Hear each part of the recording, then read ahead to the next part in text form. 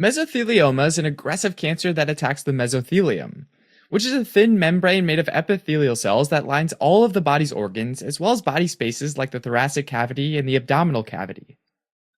Mesothelioma most often develops in the lining of the lungs and pleural cavity, and is well known for its association with the carcinogen asbestos.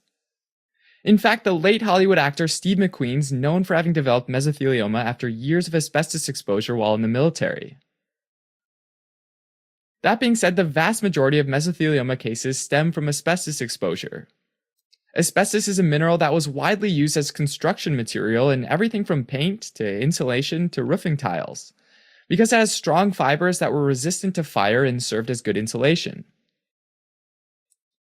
Asbestos fibers are jagged in shape and extremely tiny, about 500 times finer than a human hair.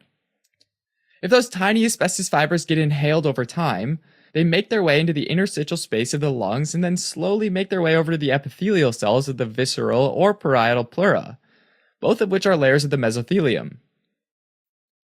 The microscopic, jagged asbestos fibers are so small that they can get tangled up with the cell's chromosomes. At that point, they can damage the DNA, causing a variety of mutations which ultimately allow those epithelial cells to divide uncontrollably, turning into a tumor.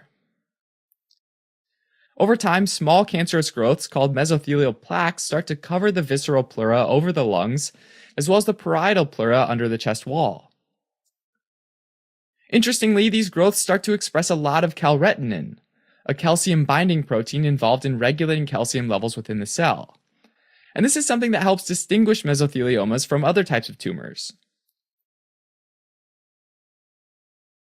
In addition to affecting the lungs and pleural lining, asbestos fibers can also end up in the stomach if saliva containing the material or mucus from the airways is swallowed. Research is also being done to find out whether asbestos fibers are capable of traveling through the lymphatic system. Because asbestos fibers affect epithelial cells, they can cause mesothelioma in nearly any of the body's internal organs, but it's most commonly found in the lungs and abdominal organs, like the liver, the spleen, and the bowel, or in very rare cases, the pericardium lining of the heart and the testes. Symptoms of mesothelioma affecting the lungs or parietal pleura include chest pain, shortness of breath, pleural effusions, and if the tumor invades into a blood vessel, it can result in bloody sputum.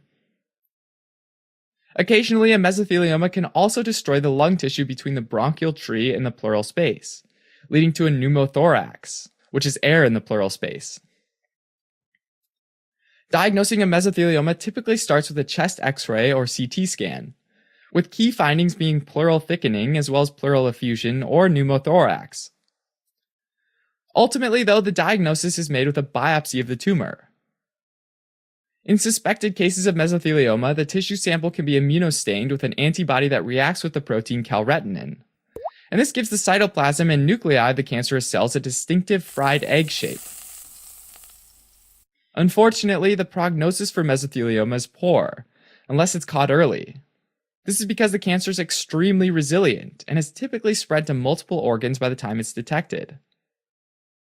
Treatment depends heavily on the stage of the disease, and usually combines surgery, chemotherapy, and radiation.